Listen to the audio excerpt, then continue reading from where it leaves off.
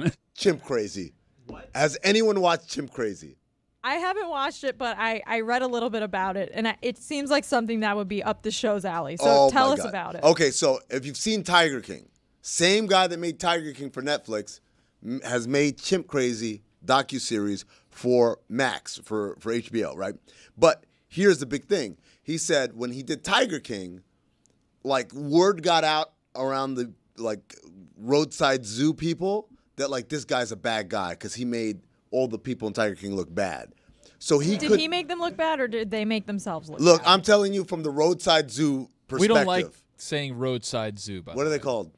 What would you Just prefer a us call regular zoo. you? No, it's not a regular zoo. It's not the San Diego Zoo. It's a regular zoo. It's not a San Diego Zoo. This is a roadside zoo. More like a home zoo. Home zoo. Okay. We just have to be able to clarify that this is not like Ron Magill and the Miami Zoo. This is these home people zoo. Who are doing it basically. It's like when you have like a basketball court at like a gym, but then you have like a home court in the back of your house. It's kind of like that. Yes, but you let people come and play pickup, basically. Exactly. So. Well, is it anything like that Matt Damon movie, We Bought a Zoo, or something like that? Those types of people, yes. That kind of people, right? Wow. So the guy has a bad reputation now among these zoo folk, right? So they wouldn't give him access. So he had to hire basically a dude to be a stand-in, a stunt double for him to act as the director. And the Trojan horse hit. Oh, he Trojan horse the hell out of it. And the guy is a guy who went to jail for like smuggling animals into the country. So he's got like the street cred that all these people open up to him, and they're just all bat crazy. Once again, you have to be insane. But the big thing, the reason I brought up Dan and his dog was the way these people treat these chimpanzees like they're just regular people and stuff. And I'm like, this is a wild animal. You can't just talk to it and expect it to be cool. So, Domesticated dog is a wild animal. What? No, it's domesticated. No, I'm saying what he just said. Oh. He got attacked by a wild animal. No, it's domesticated. Is there a chimp attack in this series? So there's a very famous chimp attack that happened.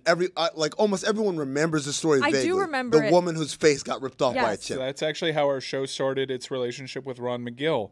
They asked me to book a guest to talk about the chimp attack. No way. Yeah, I listened to Paul and Young Ron locally, and Ron Magill would occasionally be there. And I watched Sábado Gigante, and I remember Ron with the mustache. I'm like, I got the perfect guy. And that's how it started. The chimp attack was patient zero. So watch this full circle. So first of all, almost every chimp that's been involved in a wild-ass attack that went national or whatever, they're all famous. Like, not for the attack. So that chimp was actually, if you guys remember an Old Navy ad from like 15 years ago with Morgan Fairchild and the chimp and they're on the beach or whatever. That's the chimp that ripped the face off. Really? I'm like, damn, this is a famous chimp that did this.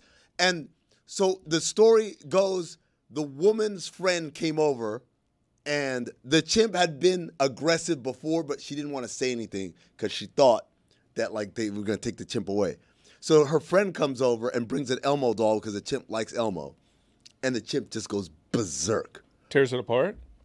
Tears her apart, right? So wait, the woman whose face got ripped off wasn't the chimp's not the owner. It was her a friend. Her friend was coming over. And this chimp is famous. His name is Travis? Travis the chimp.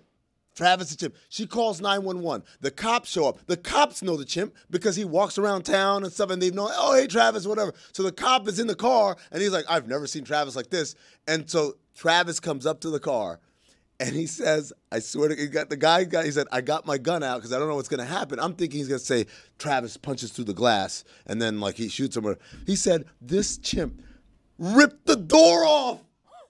Ripped the door off. And so you hear the thing of like, she's still on the phone with 911 and you hear the pop, pop, pop, pop, pop, shoots him 4 times. You know what the chimp did?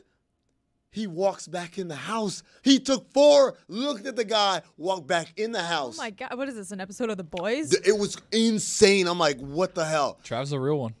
Shout out to Travis. R.I.P. Travis. I mean, he hooked up, man. I assume he died after this? He died inside the house, yes.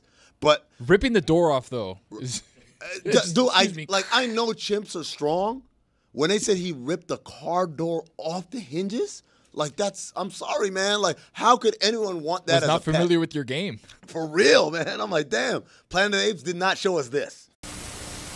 Ron, I'm curious if you have read or seen anything about the new documentary Chimp Crazy involving the famous chimp Tonka and what your thoughts are on that.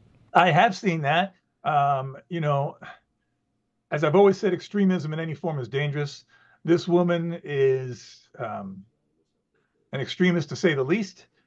She's playing with fire, and she's doing something that is very, very dangerous, and trying to equate, these animals with human children. She said, "I love these animals more than I love my children." That right there is a huge red flag.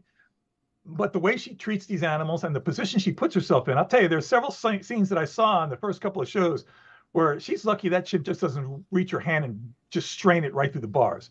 And you can tell when they get very upset.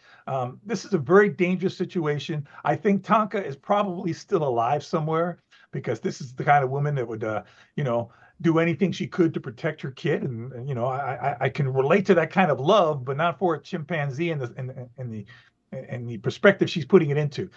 These animals should never be maintained as quote unquote pets. They should not be dressed up in little onesies and put on with diapers. Listen, that's something that, oh God, you had to put that picture up there, please. This is getting, borderline insanity.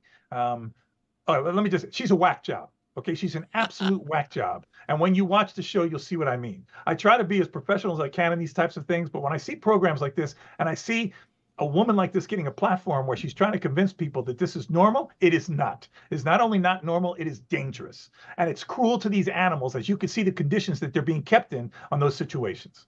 I love a pissed off Ron Magill. Starts calling people whack jobs. Ron, we appreciate it. We will talk to you next week, my friend. I'm just